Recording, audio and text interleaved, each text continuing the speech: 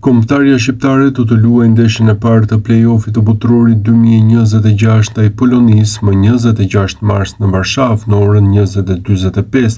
Trajneri Silvinho ka bërë publike listën me 26 lojtarë të ftuar për këtë përballje, si edhe për ndeshjen e mundshme ndaj fituesit të çiftit Suedi-Ukrainë më 31 mars.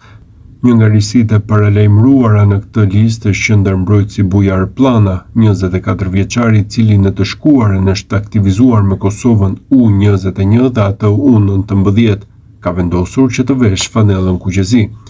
Por kush është Plana?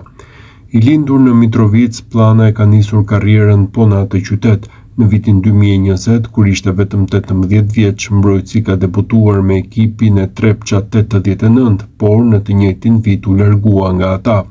Në merkaton e asaj vere, Plana firmosi për Ferronikelin duke bërë mjaft mirë në një vit e gjysmë që qëndroi aty, paraqitje të tjera në sy të ekipeve big të Superligës së Kosovës, teksa në janar të vitit 2022 ai firmosi me Prishtinën.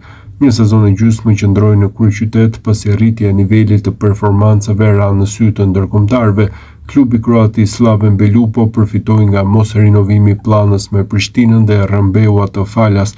Një vit mjaft i mirë në Kroaci, duke treguar qartë se ishte rritur dhe pjekur mjaftueshëm në aspektin sportiv. Në verën e 2024-s, Plana bëri një lëvizje surprizë duke nënshkruar me polakët e Lechia Dansk. Pavarësisht ofertave nga elita e futbollit kroat, ai zgjodhi aventurën në Poloni, ku ishte edhe piknisja e ftesës së sotme.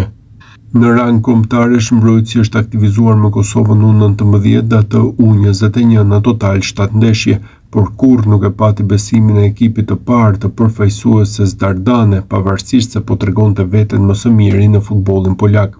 Por atë që meriton e merr, edhe pse ndonjëherë me vonesë. Tani 24 vjeçari është pjesë e kombëtares shqiptare pikërisht në duelin përballë Polonisë, të cilët i njeh mjaft mirë në pritje të minutave, në mos në këtë play-off, duket se ka fituar besimin për të treguar veten në një të ardhme të afërt.